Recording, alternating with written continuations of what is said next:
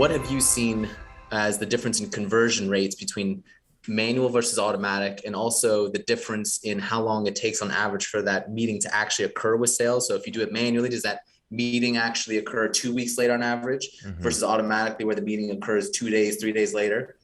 And then, so that's kind of like the speed to meeting, I guess. Yeah. And then the other thing is, so say folks do, to help folks move towards the automatic version, what are the actionable steps or process tactics, like technology, look like, so that you can move towards a more automated version of not only demo scheduling but the qualification bit? We've worked with companies that were converting like less than 20% of qualified demos into an actual meeting with the manual method.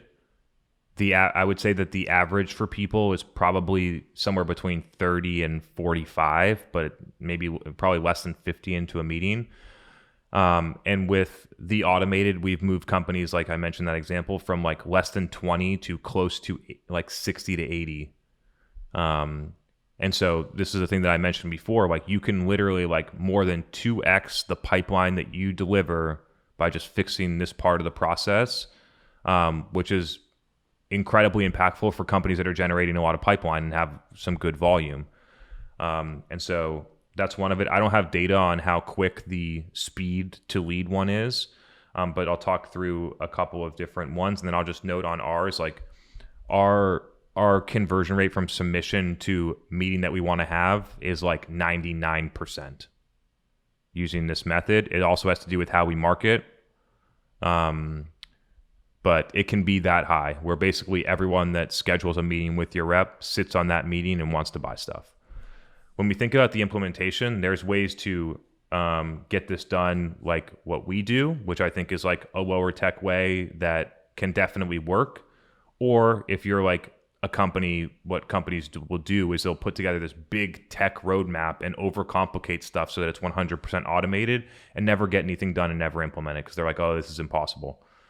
And so on the enterprise end, you can buy Clearbit and Lean Data and integrate it with Marketo and Salesforce and I think Chili Piper together and all of those things, and you can automatically like qualify your leads, route them to the right person, present the calendar, have that go up. Like there's ways to get it done, but that is a major lift. And if you have a lot of reps, like that's difficult, like really difficult to implement the technology to have that happen flawlessly in a company in the way that you want. And so I'm suggesting that instead of just like skipping the SDR step and trying to automate this all out, the companies rethink the entire process. Where potentially, here are a couple of different options that you could do. Potentially, you have people, buyers that are coming inbound, and they get presented with a group of calendars for 5 reps or 10 reps or things like that. And the buyer has the most options of available times that exist. And then the buyer picks the time that works best for them, and then it gets routed based on some level of priority and round robining or geographic, however you want to decide who it actually goes to. So you're giving the buyer the most options, and then you're figuring out the back half the other way.